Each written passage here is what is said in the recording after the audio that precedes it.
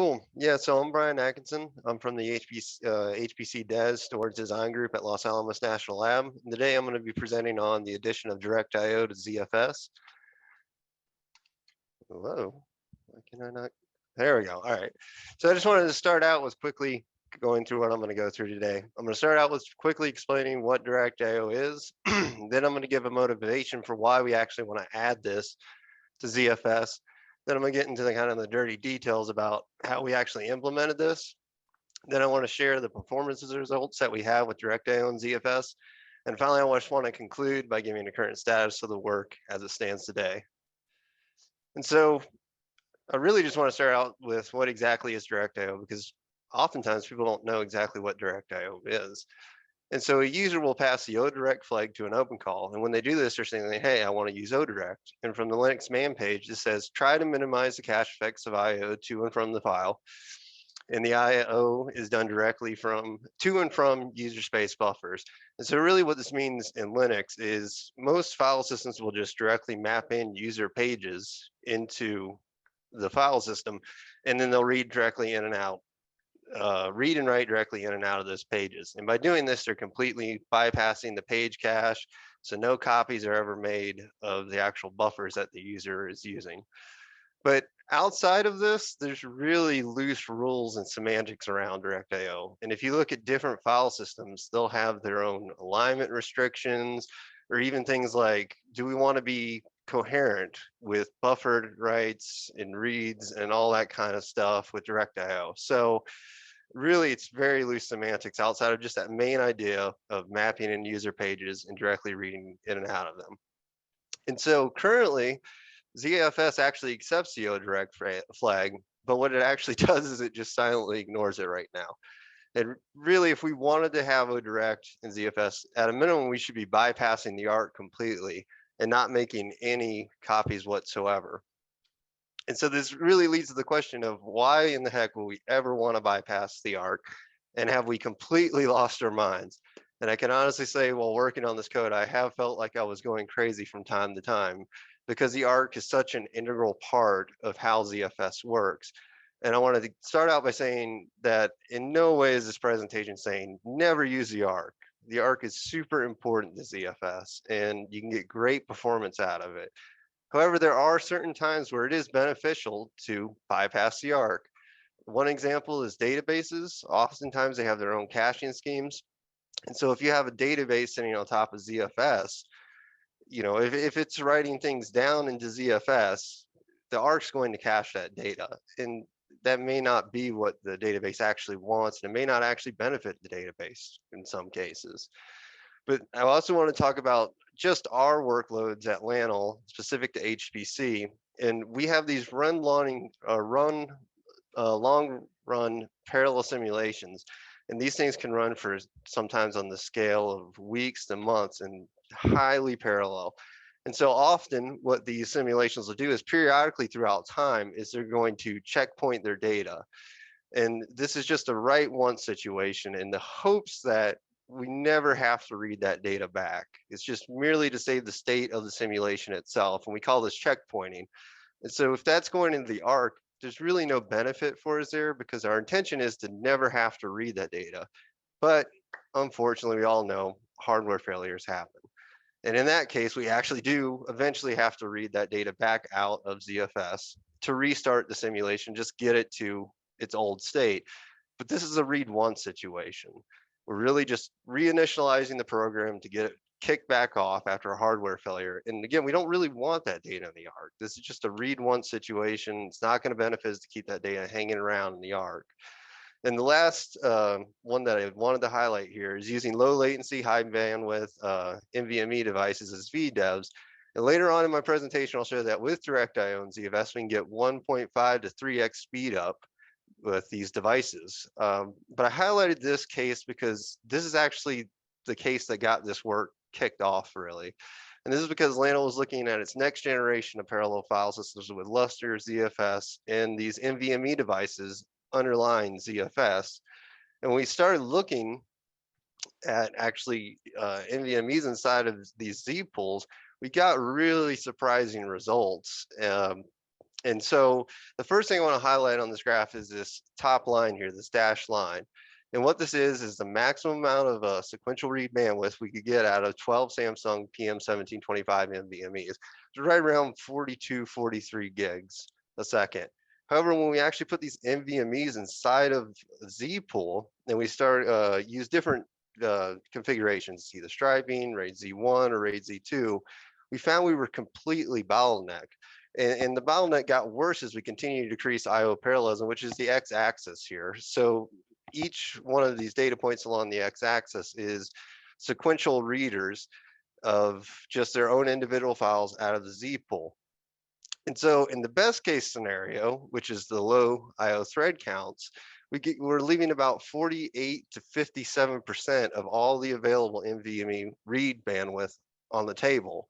And that's because the Ark was prefetching, it was doing a decent job, but we still were missing a ton of available bandwidth. And this got really worse as we continue to decrease that IO parallelism, because at that point we're thrashing the Ark. And so every read was having to be issued down to the VDEVs, the VDEVs themselves and the NVMe's. And in that case, we were leaving 70% of available bandwidth on the table that these NVMe's would allow for. And we also did this comparison with just sequential writes in these NVMe-based Z-pools. And again, I want to point out these dashed lines at the top here. The main difference here is that the top line is for all 12 NVMe's, and this is for striping because we actually have all 12 NVMe bandwidth to work with in that case. However, when you go down to RAID Z1, you lose a disk worth of bandwidth for the writes, and then in the RAID Z2 case, again, you lose an additional disk worth of bandwidth for the writes. And we saw something very similar, just like we saw with the reads, is we increased IO parallelism, we just completely flatline. And in the worst case, we're leaving 47% of available NVMe bandwidth on the table. In the best case, 34. But in either of these cases, I mean, it's still a lot of available bandwidth that we wanted to capture. And so this actually led to a meeting back in August of 2019 between Cray, Livermore, Oak Ridge, and Lannel, because funny enough, we were all investigating the same issue. And we had all tried different parameters. We had shared that with each other. We tried just doing small patches of code, but we can never get past these bottlenecks in ZFS with these NVMe Z pools. And so over the course of the week, we decided, all right, let's actually investigate this and figure out what are we missing here? Like, what's our bottleneck?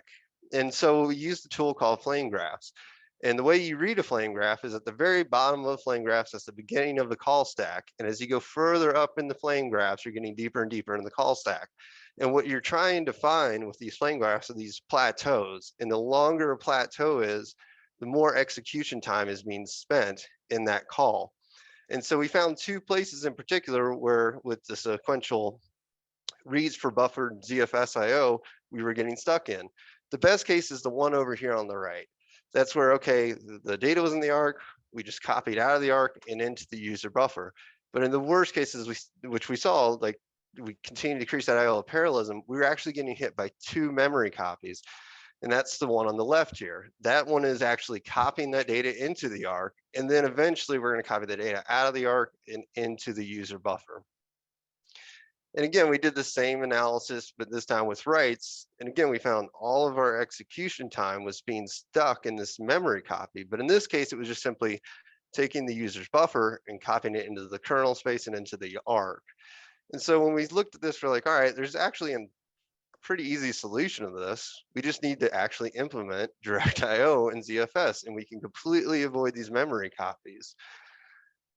And so I just wanted to first, before I get into the dirty details of how we got all this working, just go over the big picture. What do we mean when we say we added DirectIO to ZFS? And I'm just going to start with the reads first. And I've got a really simplistic diagram over here on the right of the internals of ZFS.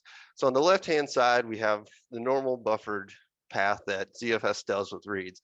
So when a read system call comes in, it goes through the ZPL layer, hits the DMU, and the first thing it's going to do is go, hey, is this data in the Ark? If so, go ahead and copy it out into the user buffer and return up to the read call in that case. However, if that data is not resident in the Ark, it then has to issue that request through the ZIO pipeline down to the underlying VDEVs, copy it into the Ark, and then eventually copy it into the user space. And so with DirectIO, the big picture here is what we're trying to say is when we get that read system call come into the ZPL layer, we'll enter the DMU, and we're just going to directly issue that into the ZIO pipeline and read that data off of the VDEVs. And we do this by mapping the user's pages directly into an AVD. And I just want to quickly state this here, and then I'll go into way more detail about what I mean by this. There is, with DirectIO reads, we can copy out of the Ark. We allow that because we have this thing called Ark coherency between buffered and DirectIO. But again, I'm going to go in that in much more detail, but I did want to just quickly mention that here. So the big idea with the write side is that the typical write path for ZFS for buffered IO is a user buffer will come in and that's immediately memory copied into the Ark. Now, as soon as that copy is done, we return out to the write system call and we're done. And this buffer here is then assigned to a transaction group. And eventually after some time period or enough dirty data is accumulated into the Ark, this transaction group will transition to its sync phase. Once it's in that sync phase, it's going to go through the ZIO pipeline, any transformations that will take place, and then it'll issue that right out to the underlying VDEVs. With DirectIO, what we're saying is like, take that user buffer, again, directly map it into an AVD, and then immediately send that through the ZIO pipeline. So we're still going to do all those transformations just as we do before, and then we're going to issue that right immediately down to the underlying VDEVs. And it's not till after we've put that data on disk that we return back to that write system call. And so at that point, we can guarantee to the user, okay, your data has landed on the underlying VDEVs. So now to get into the actual details of how we actually got all this working in ZFS, I just want to stick to general details, and then I'm going to actually go into much greater detail with the right side of DirectIO. And just to start up front, I want everybody to understand, ODirect does not imply OSync, and this is common with all file systems. And what we saying when we say this, what we mean is, even though we're guaranteeing that data has landed on the VDEVs with ODirect, that says nothing about the indirect block pointers and the metadata of that write. If you want that to go out with that ODirect data, you have to either tell the zpool sync always or pass the OSync flag. The other big thing is we have alignment restrictions with ODirect. For now, we've chosen the page size. It's common amongst a lot of file systems, but some can even go as low as the LBA. But for now, we stuck with page size. And if a user does request DirectIO through the ODirect flag and it's not page size line, in that case, we're going to return EM val. The other thing we do is if a user has memory mapped any files, we're just going to silently ignore any DirectIO request. And I know this may make people cringe because it's like, wait, you're silently ignoring this stuff. And that's why we actually added some accounting, and we have it both for Linux and free BSD. So users can actually verify how exactly did my request get issued out in ZFS. There's also, of course, ArcStat, and you can see through ArcStat how your data was delivered, but these extra accounting that we've added, they're much more fine grained if anybody wants to look at that while they're issuing their DirectIO. The other big thing I wanted to mention is that all DirectIO requests, they're issued as a sync priority down in the VDEV queues. So the ZFS VDEV sync max min, those are the parameters that apply to any DirectIO reads and writes. And again, as I previously stated in that read, we keep Ark coherency with ODirect. And so I really want to dive into exactly what do we mean by Ark coherency.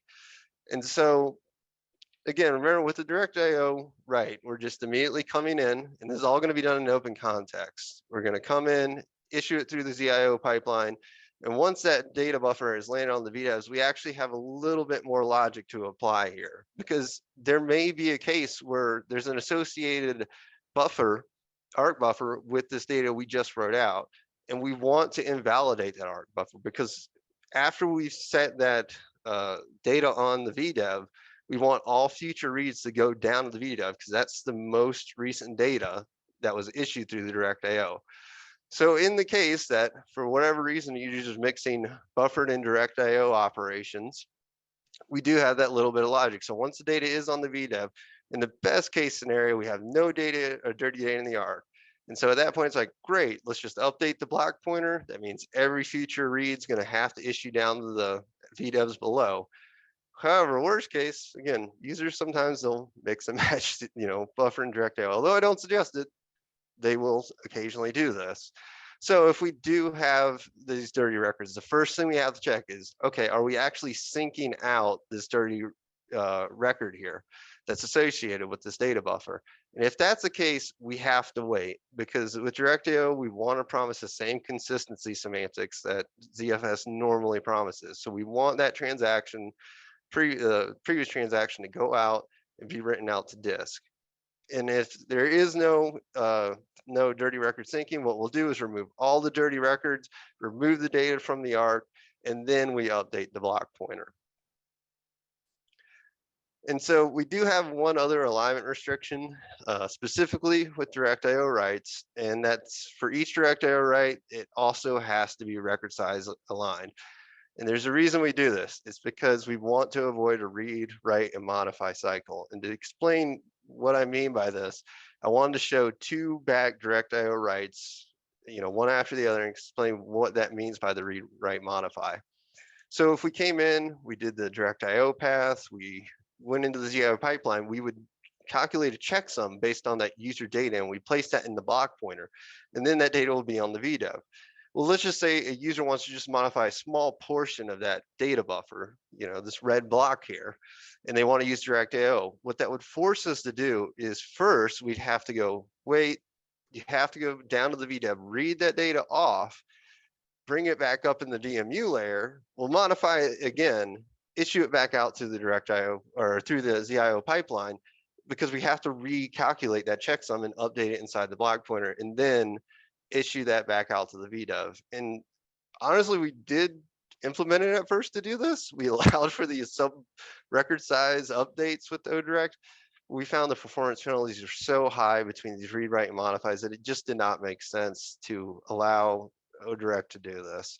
And so in the case that a user does submit an ODirect request and it's not record size aligned, we're just going to silently ignore it and go, hey, you know what? Go through the Ark. You're going to get better performance there anyways. And so we just silently ignore it in that case. The other thing I did want to mention is that for each block or first block that's written to a file, ZFS actually allows that first block to slowly grow up to a record size. And this is really entwined with how the Ark works. And because we already have this record size alignment restriction, we decided, you know what?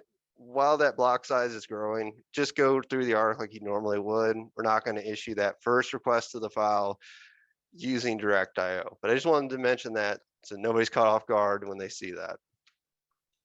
And the last thing I wanted to touch on was this idea of stable pages. And what we're saying here is we actually have to write protect the user's pages, because it's important to remember we've directly mapped in the user's pages with ODirect. And to explain why this is important, again, when we go into the ZIO pipeline, we're calculating a checksum and writing that into the data's block pointer. However, for some reason, the user just maliciously, or just, let's be honest, as users with parallel, code, sometimes we just do weird things. If for some reason, after we've calculated the checksum, we set it in the block pointer, if we were to modify the contents of that buffer and write that out, I mean, everything's fine as long as it's just sitting there on the VDEV.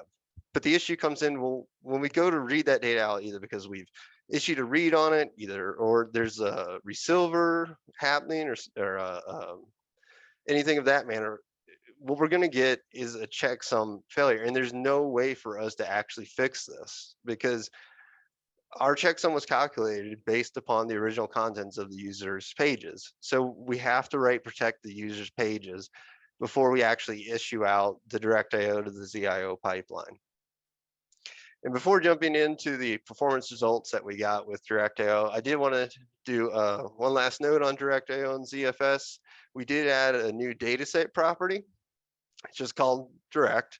And the default is standard, and that follows all the semantics that I've outlined so far. But we also added always. And what this really allows the user to do is say, okay, I don't want to modify all my applications to use the ODirect flag. Let me just simply try it out. And always is kind of a best effort that we do here. So in the case that it's not page size aligned like we always require with ODirect, we're going to go, no worries. just fall back to the buffer path in that case. But this just allows users, hey, let me try out ODirect. Let me just see if it does me any benefits with my workloads. We also added in that same vein, direct disable, because if this patch gets merged, people that were passing the ODirect flag would be like, what the heck just happened? Because the performance may be all over the place all of a sudden. They're not getting what they want. And so by doing disable, it just means, hey, just ignore the ODirect flag, just how ZFS does it today. So it's basically like fall back to the old version and just forget that ODirect flag was even being passed. And so now I wanted to actually show how we our performance results with all these crazy additions of ODirect to ZFS. And so I'm going to start out looking at the sequential read results from the NVMe Z pools. And on this graph, I have the previous results that we had. Those are the light color lines here. And the ODirect results are the dark color lines. And again, I want to point out this dashed line at the very top. That was the maximum amount of NVMe bandwidth we could get with sequential reads.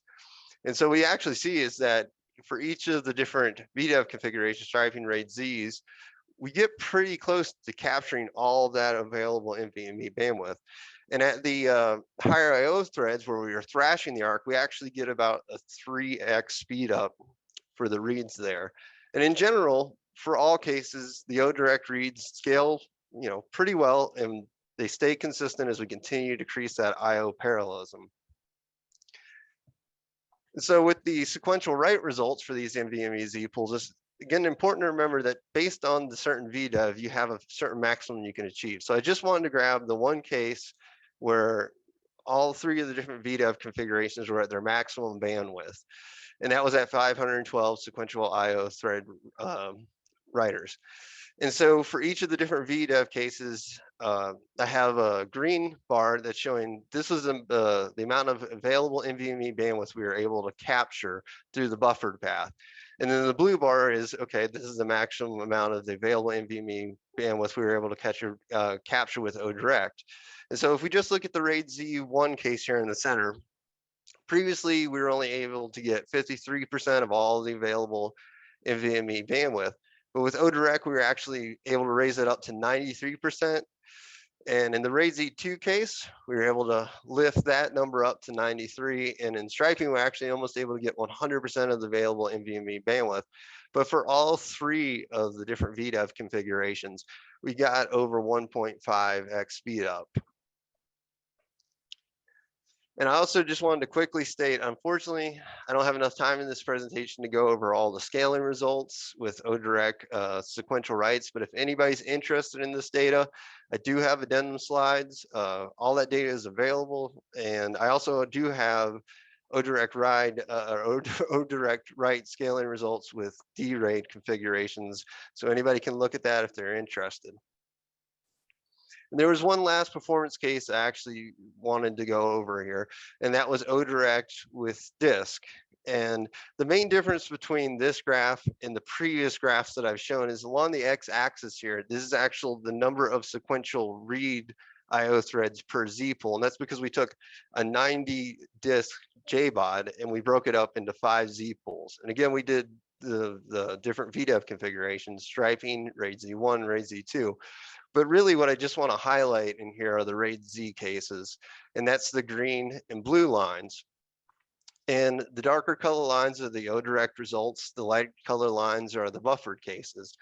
And so what I really want to highlight here is that for all the ODirect cases, we're actually performing worse than buffered. And this goes back to what I started out the presentation with, like, we're not arguing to never use the Ark. In fact, with ODirect, if you're looking at it just from a performance perspective, there's a few things to take into consideration.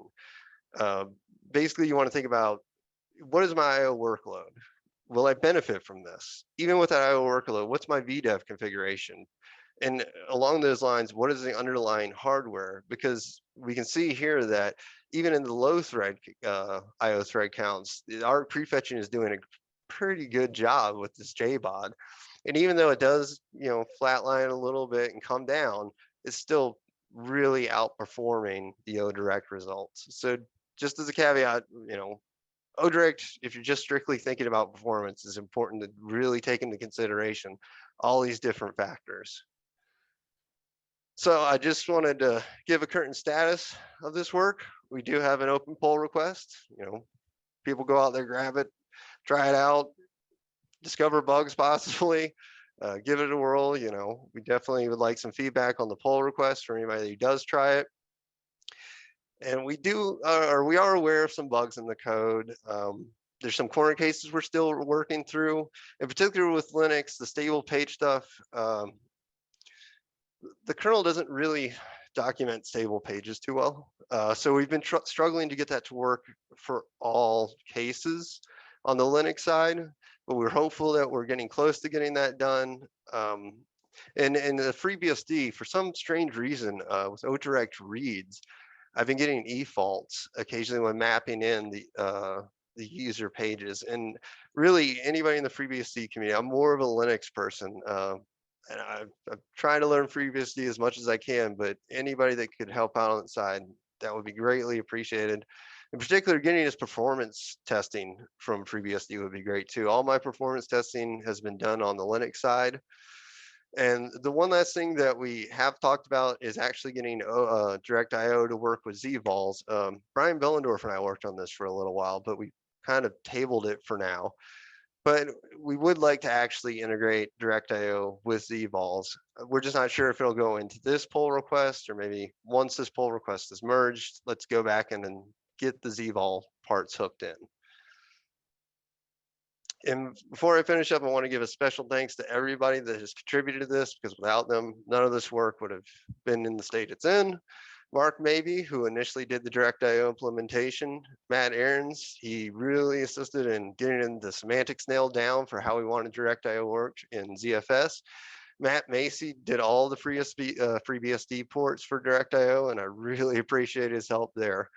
And Brian Bellendorf has been great in helping me try to get this work across the finish line. A lot of the stuff with the Ark coherency and just general Linux side implementation details, including the stable page issue that we have right now. And so with that, I'll take any questions anybody might have. So Brian, this is fantastic to see this work coming along. It's been a while, I know, since I was involved from the beginning. 2018 when we started.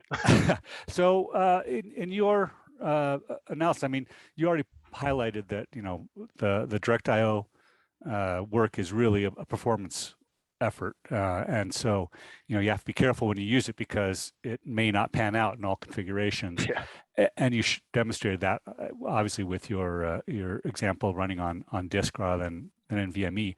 Have you also done any analysis on small block versus large block workloads? Because I would assume that would be another category where you might not see the performance you might expect or naively think about.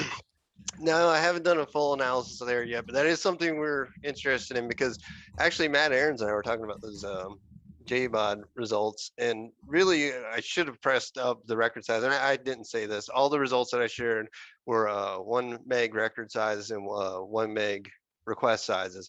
But if I actually pushed that, up to maybe say like 8 meg record or 16 meg, maybe there would have been a performance win. And really just that's what I was trying to highlight there, is given a certain test case, you may not get what you expect. Yeah, exactly. I think you have to be careful when we release this feature to, in the documentation, to be very clear about that obviously your performance it may vary depending on your work case, which exactly. And that's why we added that disable, because again, people would be like, whoa, what the heck? Yeah, exactly. Well, thanks. Yeah. Oh yeah. Question was from Joshua. He asked what tool you used for generating the load, and then also for measuring the performance and generating the graphs. So yeah, for the IO workload, we used the XDD tool. And the reason we use XDD is because with a lot of our workloads at Lano, we have an end-to-one situation, and that's extremely hard to mimic with FIO. For the raw test cases, we did use FIO to measure those. And I actually have verified the XDD results with FIO. That's why I also only presented multiple parallel readers and writers, because we didn't want to just show those end-to-one cases, because that's really specific to kind of HPC. But that's how I measured all the performance stuff. With the graphs, I used GNU plot to generate those. Cool. The next question was from Saji. Oh, Joshua says thanks. The next question was from Saji Nair. He notes that, yeah, so ODirect doesn't give you OSync, which means that if you crash, you could lose the ODirect rights if they weren't synced. Yeah. Question/statement. That's exactly right. Yeah, and you can use the OSync flag and the ODirect flag if those are the semantics that you need. Yeah, exactly. Alan Jude asks, if you open a file with ODirect, do indirect blocks still get cached in the Ark? Yes. Yeah. Yeah, if you want to control the caching of any of that stuff, you'd have to say like what is it, metadata. You can turn that off, I believe, with the Ark caching. Yeah, you can use the normal properties to do that. But no, all that's going to be in the Ark. With ODirect, we're strictly talking about the data's user buffer itself. We're not talking about any of those indirects, and that's again goes back to that OSync idea. Cool. James Simmons asks, what's the timeline to getting this merged? Hopefully soon. Great question.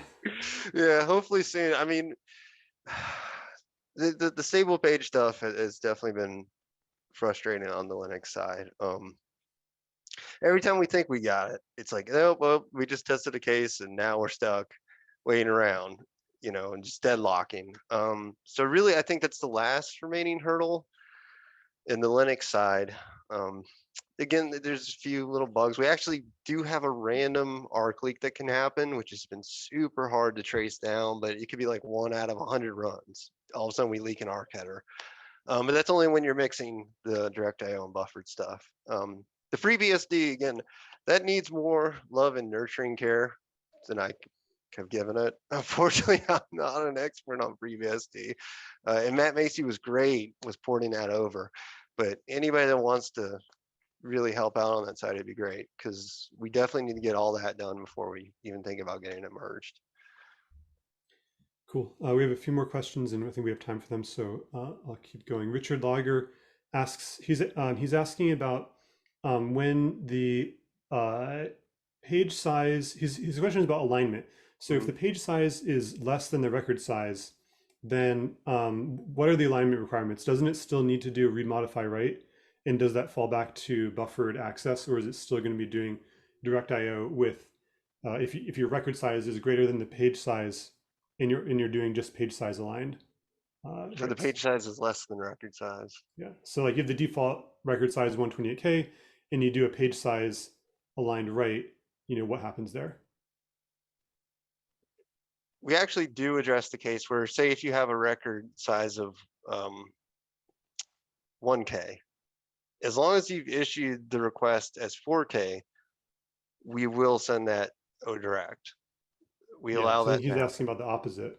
Yeah, and that's what I was trying to understand. So I think that I thought that at one point we decided that if the request is not record size aligned, then we would not do it as DirectIO. Yeah, we always bail back to the buffer in that case. Very cool. Rich asked a question that was answered on the chat about, like, can you go back to the old behavior of ignoring the ODirect and just always have buffered? And the answer was yes, there's going to be a property to do that.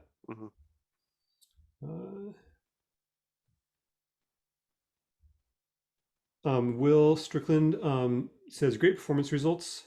He has a question about the graphs. Am I reading correctly that DirectIO will likely perform better with fast storage media or a fast backend like NVMe, but DirectIO might be worse if you have a backend that's slower like HDDs? I think that's too broad of a statement, to be honest, because again, Matt Aarons, when we were going over the results, it's like, well, we should have gone with a bigger record size there. And so again, this is where I'd love for the community, like, get the pull request down, mess with it, give some feedback. We're obviously doing more in-house to get more results and interpret them. But yeah, I think it's too broad of a statement to say, like, no, this is only going to be great for NVMe. I think there are cases where it could be beneficial. It just depends on the IO workloads too. I mean, Yeah, that's I all I was agree. trying to stress there. Yeah, I agree. It seems like primarily you can think of this as like ODirect reduces CPU usage and reduces memory usage, and there's some latency trade-offs for making that happen in some cases. But you know, if your workload is not super latency sensitive, then having more CPU is good regardless of the backend performance. Mm. Cool. Yuri Volchkov asks, um, how about the use case of virtual machine storage using a ZVol? Would that benefit from DirectIO, assuming that you carefully select the record size? It could, and that's where the Bellendorf and I were talking recently. They've had a case come up at Livermore where they could have benefits with ZVols and ODirect. So we definitely want to get that work in. It's just, again, I don't know if it'll be in this initial pull request or as a separate pull request when this gets merged. Without fully testing out, it's hard to say. You know, we first would have to get everything hooked in. And actually, we thought we had it working at one point, but we were surprised. It wasn't as easy. Even though the hooks are there, it's like, okay, yeah, just put this in the ZVol code. We ran into some weird issues, but we just did kind of bench that for now till we got everything working on the regular pass. But I would say it would take actually testing it out to give any clear statements on that. Right. I just took time for maybe these two last questions that are here. A question related from YouTube. The XR3K is asking if the speedups would apply to special VDEVs as well. Special Like VDEVs. special VDEVs like those that are used for like small blocks and RAIDs, like metadata, like dedupe metadata. I think normally those would not be storing like data The blocks, data. so it might Yeah, not. exactly. Yeah. Okay. That's what I would think. Yeah, because I mean, yeah, anything the indirect block pointers, we're not sending that through a direct. Um, Ted Cabine is asking about, is this largely intended for workloads where the data being accessed is much larger than the memory available for the Ark? So in other words, it can't be cached, and the blocks being accessed are not accessed repeatedly. So yeah, he's basically asking like, is this for uncached workloads? Yeah, it's kind of what direct's implying. I mean, but and again, the reason we even got this work kicked off, I mean, between Cray, Oak Ridge, Livermore, and Lanel, I mean, you know, sometimes our IO workloads are not common. You know, we're sequentially streaming out large amounts of data, and that's where we saw the benefits of this. So for us, it's like, well, if we're not really wanting to cache that data, could we just, you know, avoid doing it? But in cases where, say, you are doing a lot of, you know, caching or anything like that, having like an L2 arc could possibly benefit you more than ODirect. I mean, if you really, that's your IO workload, that's what I'm saying. ODirect may not be the solution there, even depending on the underlying medium storage. It's just really the IO workload and what you're trying to do. Right. I'm gonna make an exception because there's another question came in that I think is kind of interesting from YouTube. Thomas Monroe asks, what happens if I write two non-overlapping record-aligned regions, so they're good writes, using ODsync and ODirect at the same time? I know that if it's ODirect, then you know those will both be able to proceed in parallel concurrently. Mm-hmm. I'm not sure what ODsync means in this situation. Yeah, that would be fine. Okay. I don't see whether, and I didn't stress this in the presentation, but ZFS has the range locks, you know, out there. So that prevents a lot of bad things happening with ODirect writes. And because we have the record size alignment thing, it's like, all right, great. We can have multiple DirectIO writes going to the same file. And in our end-to-one cases that we've tested, at Lanel, it works completely fine, you know.